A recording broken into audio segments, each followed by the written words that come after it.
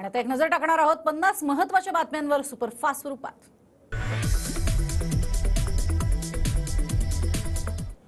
श्रीकांत शिंदेंच्या घोषणेला अर्थ नाही। नाशिक लोकसभेच्या उमेदवारीचा निर्णय वरिष्ठ पातळीवर होणार। भाजपचे इच्छुक उमेदवार दिनकर पाटील यांची प्रतिक्रिया।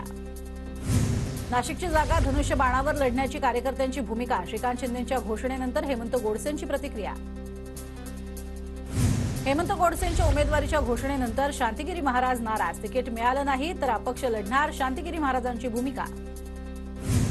महाविकास आघाडीतनं ठाकरे गट नाशिकची जागा लढणार। आमच्या वाटाघाटी नाशिकची जागा ठाकरेंकडे, शरद पवारांची माहिती। नाशिकात शिवसेनेचाच खासदार असेल, आमचाच उमेदवार जिंकून येईल, संजय राऊतांकडनं विश्वास व्यक्त।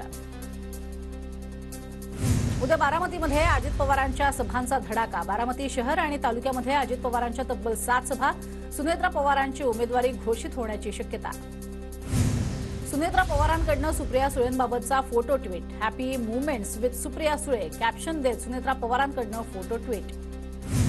बारामतीत लागला सुनेत्रा पवार यांचा निर्धार, महाविजयाचा फलक। उत्साही कार्यकर्त्यांना लावलेल्या फलकाची चर्चा।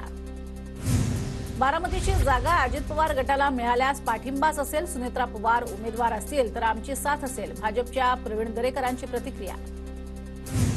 पुणे लोकसभा मतदारसंघात भाजप विरुद्ध काँग्रेस काटेकी टक्कर होणार। भाजपकडनं मुरलीधर मोहोळ आणि जगदीश मुळीक यांची नावं चर्चेत। काँग्रेसकडनं रवींद्र धंगेकर तर अरविंद शिंदे यांची नावं चर्चेत।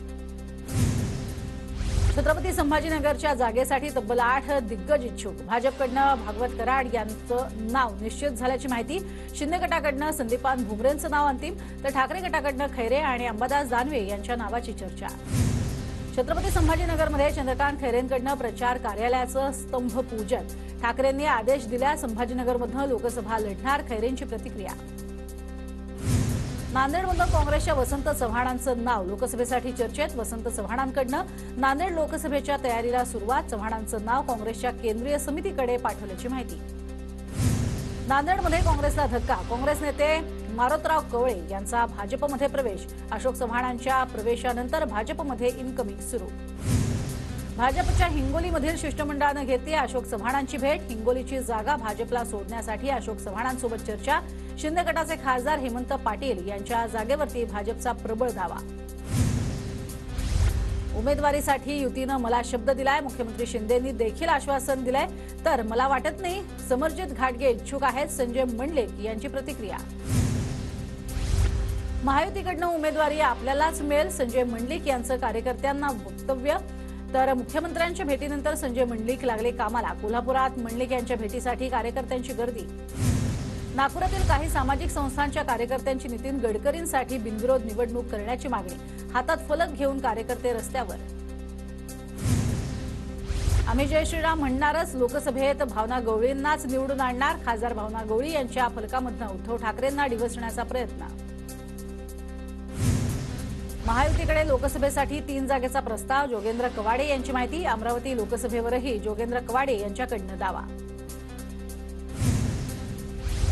अमरावतीचा उमेदवार कमळावरच लोकसभा निवडणूक लढवेल, त्यात नवनीत राणाही असू शकतील। दरेकरांकडनं नवनीत राणांना भाजपकडनं उमेदवारी मिळण्याचे संकेत। सोलापुरातील करमाळा विधानसभा भाजपची निवडणूक समितीची बैठक संपन्न। निवडणुका डोळ्यासमोर ठेवून काम करण्याच्या बैठकीत सूचना। अहमदनगर दक्षिण मतदारसंघात लोकसभेसाठी 700 ते 800 अर्ज दाखल करण्यात येणार। मराठा समन्वयक राम जरांगे यांची माहिती। तर आतापर्यंत 500 जणांची तयारी पूर्ण। बीडमध्ये मराठा आरक्षणाच्या प्रश्नावर मराठा समाज आक्रमक। लोकसभा निवडणुकीत प्रत्येक गावातनं 5 मराठा उमेदवार निवडणूक रिंगणात उतरवणार, मराठा समाजाचा निर्धार। एकनाथ खडसेंकडनं सून रक्षा खडसे यांना शरद पवार गटात प्रवेशाची ऑफर, मात्र रक्षा खडसेंकडनं भाजप पक्ष न सोडण्याची भूमिका।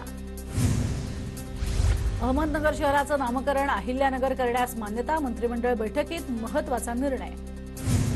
कोकण रेल्वेवरती देखभाल दुरुस्तीच्या कामानिमित्त शुक्रवारी ब्लॉकमुळे 5 रेल्वे गाड्यांच्या वेळापत्रकात बदल। इतर गाड्यांच्या वेळापत्रकावर सुद्धा परिणाम होणार।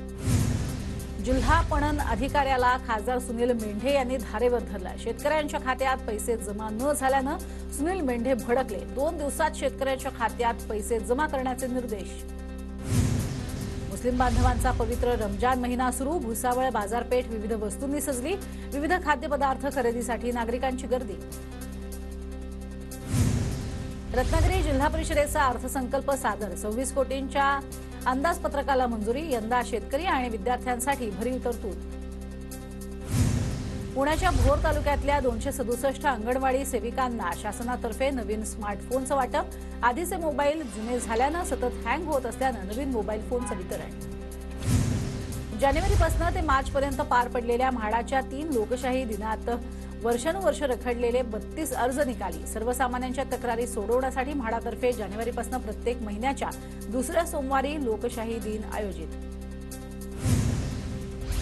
सर्व महाविद्यालयांनी विद्यार्थ्यांच्या प्रथम द्वितीय वर्षाचे गुण वेळेत भरा.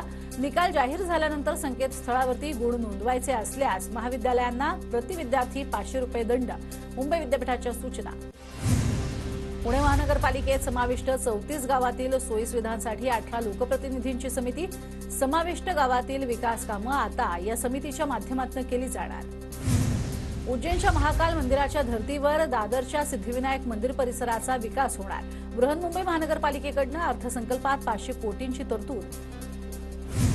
सोलापुरात उन्हाचा पारा वाढला. जिल्ह्यामध्ये आज 40°C तापमानाची नोंद. वाढत्या तापमानाचा परिणाम शेतीचे कामं आणि लहान मुलांच्या आरोग्यावरती होताना पाहायला मिळतो.